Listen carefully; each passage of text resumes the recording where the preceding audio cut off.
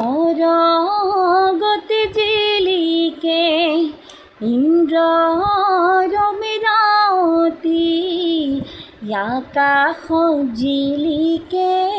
জোন মই তাতে জিলিকে কুসুম্বৰৰ পুত্ৰ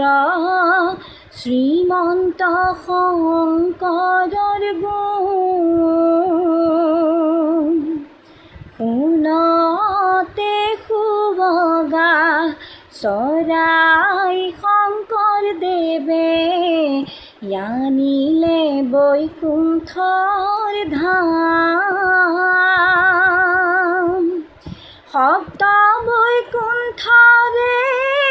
সিংহাসন সাজিলে তাতে বহি লোৱা নাম